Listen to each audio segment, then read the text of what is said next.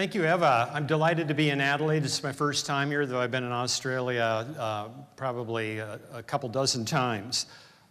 Just thrilled to be here and what this conference is about. Grokking, who knows what the word grokking means, or grok?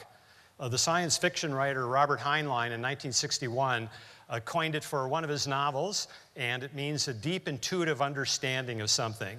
So my thesis here is that unless you have a deep intuitive, an understanding that goes deep into your bones about where the future is headed from a technological sense, it's going to be almost impossible to navigate the future. So we'll try to do that in the next 25 or 30 minutes. Predicting the future is easy, of course. It's getting it right that is the hard part. This is a really smart guy who made a prediction that didn't come true. Let it be known that Eva's old boss, Steve Ballmer, is no longer at Microsoft. He's happily running an NBA franchise in basketball. And Eva's new boss, Satya Nadella, is one of the brightest CEOs that I've met, exactly at a time when Microsoft needs that kind of a change. So what can we predict with confidence about the future? Why listen to me? This is Forbes, in case you don't know what Forbes is. One of the great things when you're at Forbes is you get to talk to a lot of interesting people, particularly if you're asking for their wisdom, as opposed to calling them up and saying, we want to do an investigative article on you. That doesn't usually work as well to get the meeting. But it's a wonderful calling card to learn from some extraordinarily bright people. I've written books on organizational culture and teams. The scary news first. I mean, we have to address the elephant in the room, and the elephant in the room is the economy. Australia, God bless Australia for 100 quarters of non-recessionary growth, even though Australia, like the US in the past 2 years, has sort of skipped along the surface of a recession. Australia has set an amazing record in modern times. But the same is true of Europe, the US, even China has slowed from 9 or 10% growth to 6%. That's Australia's, not South Australia's, but the whole country's GDP growth rate.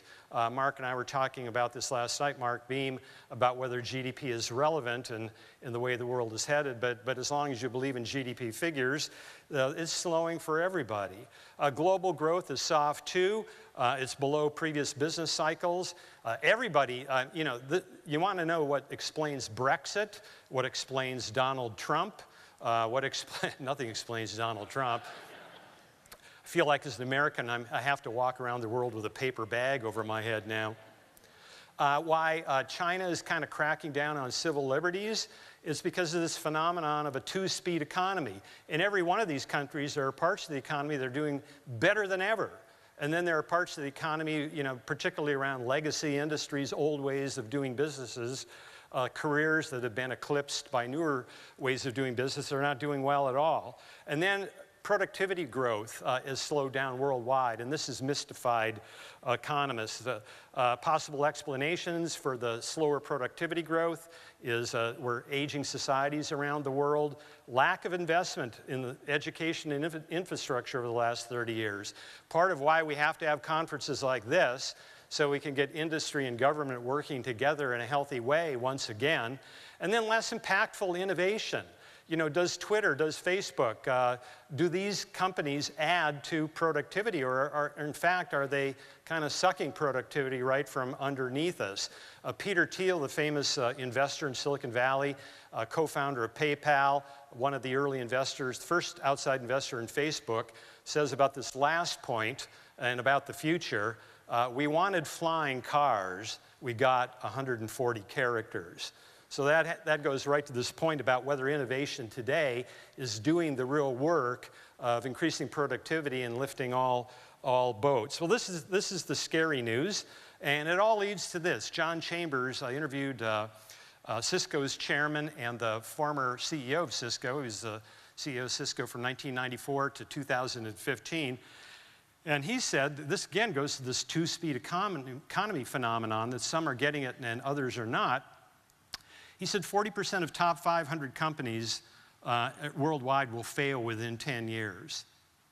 Now, if you said 40% of all companies, undercapitalized small businesses, startups, this would be, and he'd be underestimating, because you see high rates of fatality in those areas.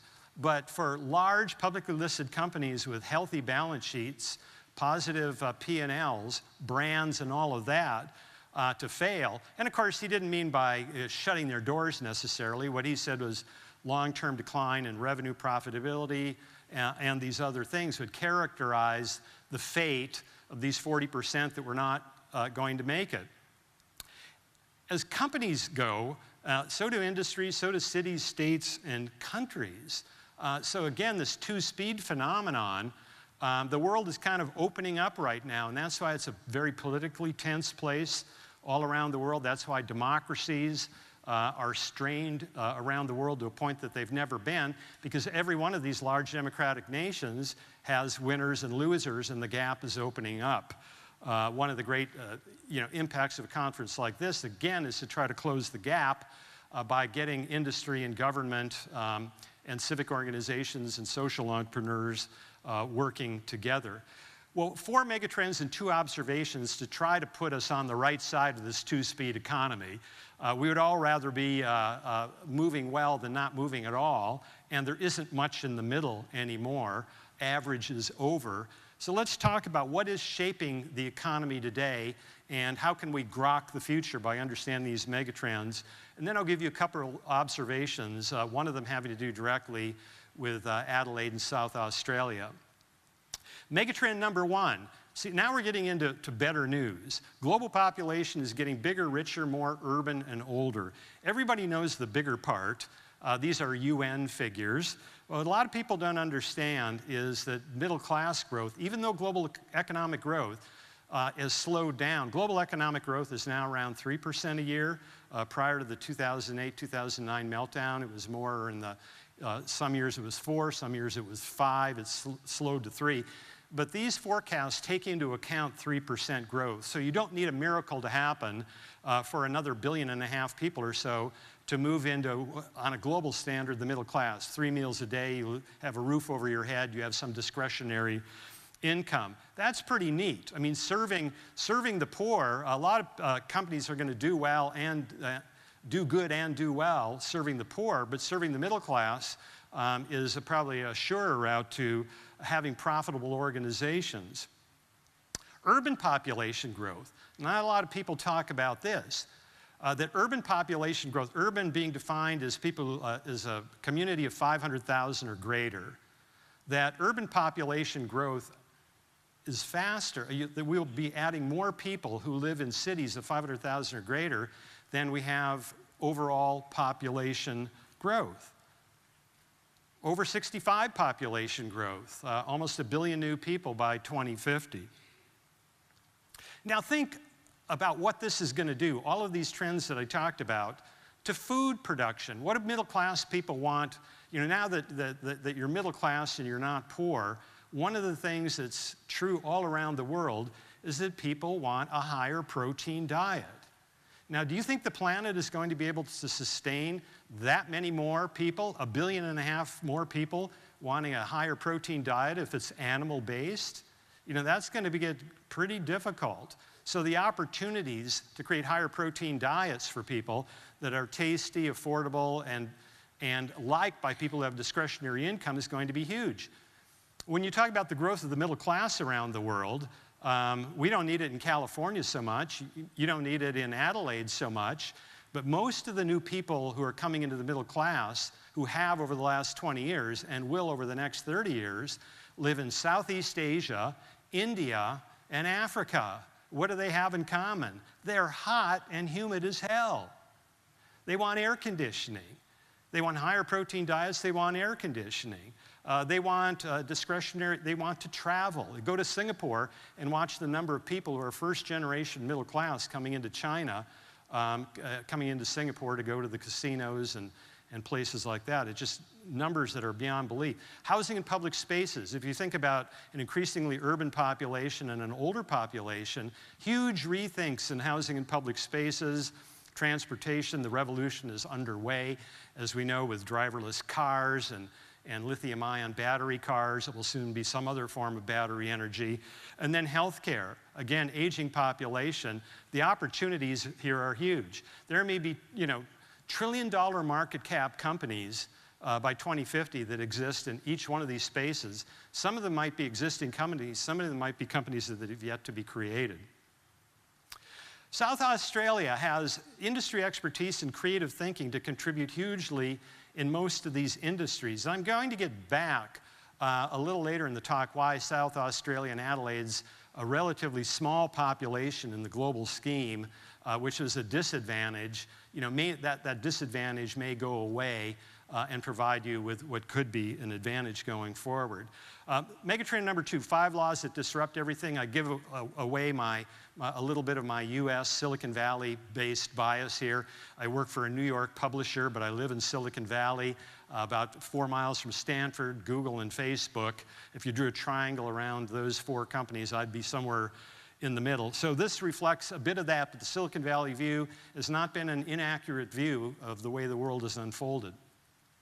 So the World Wide Web was created in 1991. It's commercialized by Netscape in 1994. Most people have access to a Netscape browser by 1995. The first 5 years of the web era are kind of, beta testing, because most of us who are accessing the web at that time are doing it with dial-up modems. So the real web commerce era begins after the dot-com crash, not before. So around 2001, 2002, it takes off. And now we see gale force winds of disruption. The web rips through these industries like you wouldn't believe. We at Forbes almost went out of business in 2009, and we've been around since 1917. We were almost disrupted right off our feet. The only other time that happened was in the 1930s. We had to fundamentally remake our business model. You know, these are companies that got swept off their feet by the changes over time. This is what I would call the period of low-hanging fruit disruption, that entry barriers into these industries were low, and these industries were lightly regulated, if regulated at all. So the walls were low, the moats were shallow. It was easy for web commerce companies to disrupt them. Most of the low-hanging fruit has been picked by now. Oh, and by the way, the disruptors, if you were from China or the United States, you had a huge advantage because your huge domestic economies allowed you to get to critical mass. And so when you went global, you had such an advantage over disruptors from smaller countries who didn't have that advantage. Now you get to the second wave. I would call this the middle-hanging fruit of disruption. It's already underway. These are industries that are going to be fundamentally transformed. A lot of the 40% failure rates, or even higher, that Chambers talked about, will happen in these industries. These have higher entry costs, and most of these industries are regulated, and yet the web disruptors are coming in. Think Uber in a regulated industry like taxi cabs. Think Airbnb in a regulated industry like hotels, just doing end runs around the industry. Here's what's driving it, the laws.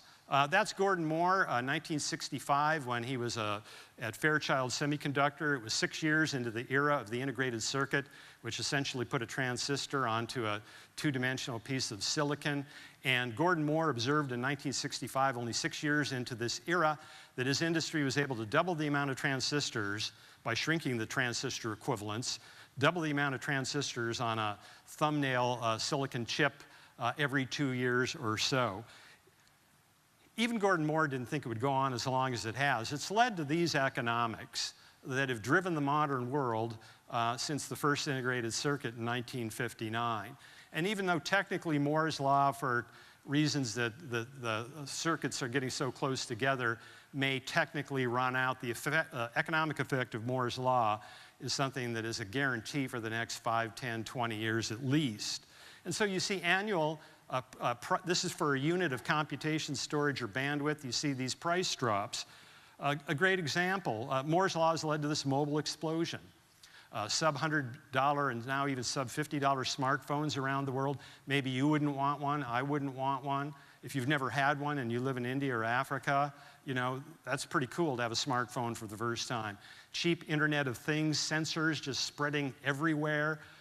Why? Because there's, you can throw them like grains of sand onto every industrial process and infrastructure because they're that cheap. Moore's law has made them that cheap. Look at this is mobile phone population today around the world. Majority of people still don't have a smartphone. In 4 years, the numbers go 1 billion more mobile phone users, and the majority of people are now smartphone users. So in 2020, we'll have that many billion smartphone users. We've never seen in industrial history something that big that is still scaling at this rate. A big tailwind, India's smartphone penetration, 500 million of the new nearly 1.5 billion smartphones over the next 4 years will come from this country alone. Second law, Metcalfe's law. Bob Metcalfe, that's the power of networks. N is a node on a network. And you run the equation, and it's how many theoretical connections are there on a network every time you add one more node to the network. It's this number. It's not quite exponential. It's kind of exponential divided by 2 and a little less than that. But you can see how fast it gets. This is what you get with 3.6 billion smartphone users around the world.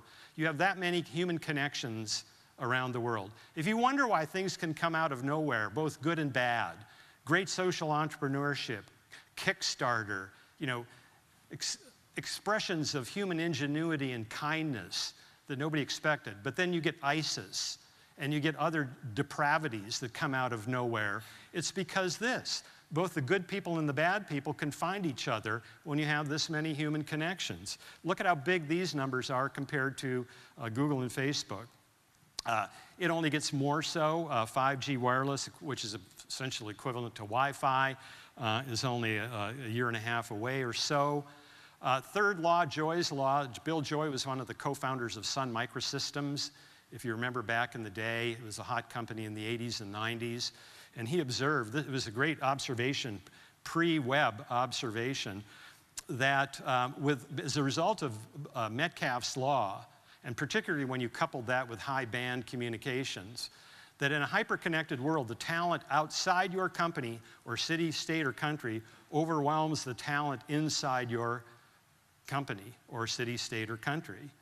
Now, this would seemingly be bad for Australia and South Australia in particular, because South Australia is pretty small in the global economy, and actually it levels the playing field, you see. It makes South Australia's reach into the planet as big as China's reach into the planet or the United States' reach into the planet. Getting a hold of resources around the world is as easy for you as it is for anybody else. That's Mark Andreessen. I'm told this photo is not photoshopped. As we like to say in Silicon Valley, when somebody's smart, their IQ could boil water. Well, that's the engine that boils water, I guess, with Mark. He said something provocative a couple of years ago. Software eats everything. Sounds really scary. Am I going to have a job? Teased out this is what he meant.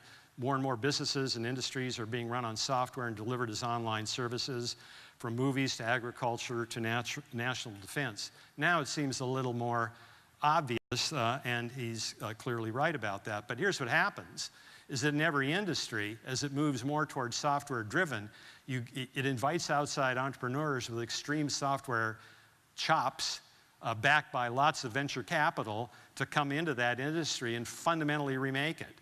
Jeff Bezos fundamentally remaking retail, and Jack Ma with Alibaba in China. Elon Musk fundamentally remaking industries. Travis Kalanick of Uber fundamentally remaking limousines and taxi cabs around the world. And then Rita McGrath is a professor at Columbia University in New York City, professor of business, and she said as a result of all the changes I've talked about so far, that any company's sustainable advantage in the marketplace is increasingly perishable. Increasingly perishable, that those moats and walls and barriers to entry in any industry are less than they were because of this software eats everything phenomenon, and entrepreneurs with software chops, backed by a lot of venture capital, coming in. Now, there are going to be certain industries like heavy mining or manufacturing that are more resistant, but even there, on a relative basis, their sustainable advantage as a company in the world is increasingly fragile and perishable. And therefore, what companies have to do to figure out to thrive in this modern world is to be these kind of living organisms that are able to see transient advantages, advantages that open up and shut, and the company that gets through that window the fastest is the company that will have a real advantage. Now that is what startups do really well. It's not what big companies do really well. And big companies are going to have to learn how to do that. Again, I'll come back to that toward the end. Megatrend number 3, the world is not flat, but spiky. Tom Friedman, columnist at the New York Times, wrote a book called The World is Flat, which is largely true. He said, you know, as a result of everybody being connected to everybody, prices for a lot of things would arbitrage out. You know, this wouldn't be good for laborers in Australia or Canada or Europe or the United States, as suddenly their wages were arbitraged out against China and South America and places like that. But the world is also spiky. Look at this. The growing percentage of innovation wealth is produced and consumed in global high IQ cities. I won't be around to check up on this bet, but I have a feeling that 500 years from now, historians will look back at this period in time and say the nation state, you know, was relatively declining compared to the rise of regions and cities, which in a way would take us back to an earlier world, Venice, Constantinople, places like that. And this is what you see. Look at the GDPs. London is bigger than Poland on a GDP basis. San Francisco Bay Area more than Turkey. Singapore more than Egypt. Sydney more than Malaysia. I mean, this is an astonishing phenomenon. It shows you where value is being created in this global economy. You want to be recognized as a global high IQ city. When you're a university city like Adelaide, you can see that right away you have a big advantage. Tech transforms everything, but big winners are not just tech companies. Here are examples from the past. Walmart's use of mainframe computers and barcode scanners gave it a real advantage against other discount retailers like Sears, you know, that were slow to get technology's impact and the data you could collect on a shelf-by-shelf, store-by-store basis. FedEx has not just put planes in the air, but the way it manages those planes is a wonder to behold.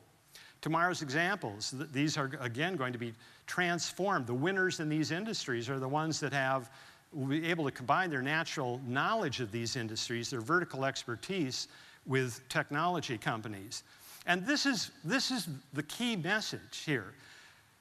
These regulated industries, the second wave of disruption, unlike the first wave, when you get in talking about regulated industries or high barrier to entry, high capital cost industries, the startups aren't going to have the wherewithal to go in and completely disrupt them, unless they can make an end run, and that will happen.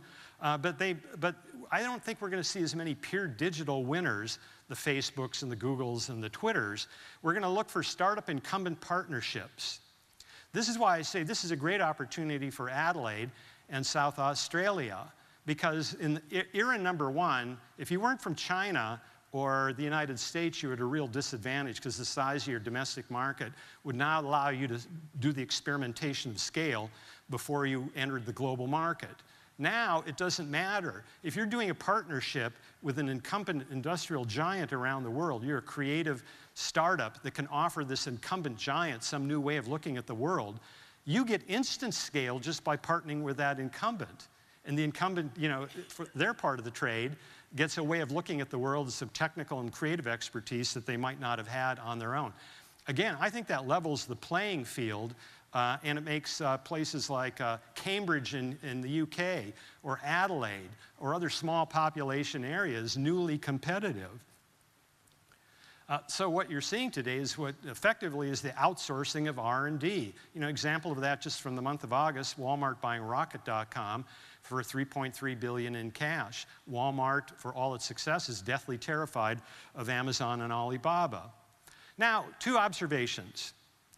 Observation number 1, I wrote my book, The Soft Edge, was about the successful organizations, which includes companies, nonprofits, cities, states, and countries, are strong triangles. You look at every sustainingly successful organization, they're a triangle of the following. They're really good at strategic long-term thinking, they're great at executing on their strategy, and they're really good on values. When you look at any organization that makes it over the long term, you know, everybody gets the strategy and execution part. In every company I've ever known, the CFO reports directly to the CEO, And always financial return and execution will get emphasized in board of director meetings. All companies have to have great strategy. They might make strategic errors, but you have to have a great strategy. Values, everybody talks a good game in values. Have you ever noticed that? Have you ever opened an annual report? It's just become mandatory that if you're the CEO of a publicly listed company, you have to talk about the values of your company. And it's crap for all too many of them. But it's not crap at all when you look at the companies that have done a good job of this. When I interviewed Fred Smith, the founder and CEO of FedEx, former Marine, wears a white starched shirt and a tie all the time. I was interviewing him in August in Memphis, Tennessee, and he was wearing a white shirt and tie. He runs FedEx like a military organization. I know that has a negative connotation for some. I mean that in a positive connotation. It's logistically just buttoned down. So when Fred Smith talks about the importance of values, that's interesting because it's not like a hippy-dippy design firm talking about the importance of that. That's expected, right?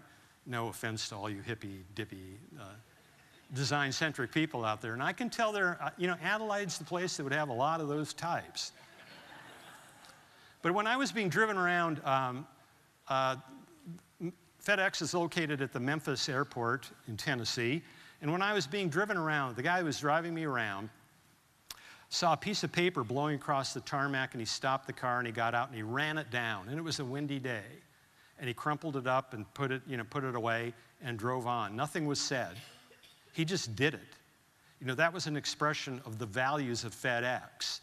We're not going to be sloppy in anything we do. We're going to take pride in everything that we do. This didn't have to be, maybe it originally had to be spelled out to him, but it no longer had to be spelled out to him. Or you look at companies, probably the preeminent value that works, that really is leverageable for companies is trust. Do your employees trust you? Do your customers trust you? If your customers trust you, you can make a mistake and they'll forgive you. Maybe not 2 or 3 mistakes in a row, but they'll forgive you. They'll assume you were trying to do the right thing, and they'll give you a grace period to get it right. When you have a trust among the employees, you have an engagement level that's through the roof. 1/3 of the people in affluent countries around the world don't like their jobs. And the average engagement, the energy level, in survey after survey comes in at around 50 or 60%. I'm giving my 50 or 60% best. If you're a corporate leader, do you get up there and say, let's go to, we're going to war against this company, let's give it our 50% best? If you could just raise that by 10%, forget 100%, nobody but a founder is really going to give 100%. But if you could get people from 50 to 60 or 60 to 70, that would be major. But you're not going to do it if you're not having engendered trust in all the things you do, put in the bank of goodwill to engender trust. And observation number 2, and this is my last observation, homegrown entrepreneurs can completely make a region's image in 1 generation. This is really exciting. This is really exciting. You think of Seattle today. Seattle's a hopping place. It's certainly reflected in home prices. It has a lot of iconic organizations that are seen as winners. Wasn't always so. That was 1970. Seattle's economy was dependent on one big company, Boeing, and a lot of forestry and shipping and things like that. A couple recessions in the 1970s hit Seattle particularly hard. This is not Photoshop. This is a real billboard describing the outflow of the population. They had 13-14% unemployment during that period. What changed it? Well, who are these people, by the way? Cast of Ocean's 11, maybe? I know it. Tasmania's Parliament. I was told to do an Australian joke, so I think it's pretty funny. I didn't say South Africa's Parliament. That was Microsoft in 1975. It actually started in Albuquerque, Mexico, but moved to Seattle's eastern suburbs a year later. And its big success changed the way the Seattle area looked at itself. How did Silicon Valley get named? There's a company called Hewlett-Packard that preceded the Silicon. But this is Fairchild Semiconductor. I mentioned Gordon Moore, who's on the far left in this photo. That's Bob Noyce in the middle. Gordon Moore and Bob Noyce later founded Intel in 1968. That's what really got the flywheel churning big time in Silicon Valley. Austin had technology companies before Michael Dell created Dell, but a lot of them were other people's technology companies. They were IBM, headquartered elsewhere, Advanced Micro Devices, headquartered elsewhere. Primary beats secondary every time. Primary is the thing that really changes a community's image about itself. You know, being an outpost for somebody else's headquartered company just doesn't do the same. It's not bad. It provides jobs, but it doesn't get the flywheel moving in a major way. And now, you know, you throw in the music culture and South by Southwest, and Austin, your sister city, is really hopping. Here's another city that reminds me of Adelaide, about the same population, Portland, Oregon. Kind of a hippie town, a counterculture town, but not so they don't go out of their way to create businesses or welcome businesses, but they're sure glad when a company like Nike, which is in the Portland suburbs, becomes a global colossus, and Phil Knight gives back hugely to the Portland community and to the University of Oregon in particular. And then Cambridge, England. This is Herman Hauser, who was instrumental in starting ARM, the microprocessor company that powers the Apple iPhone and a lot of that. Cambridge was a sleepy university town, really kind of had a chip on its shoulder because it wasn't as famous as Oxford 30 or 40 years ago. Now Oxford has a chip on its shoulder because of what Cambridge is doing in artificial intelligence, machine learning. Everywhere the world is going, Cambridge is out front. Again, 150,000 population, 2 hours outside of London, and look what it's doing. It's the right place and the right time for Adelaide, folks. All the trends are moving in your direction, and I wish you the best of luck, and thanks for letting me speak.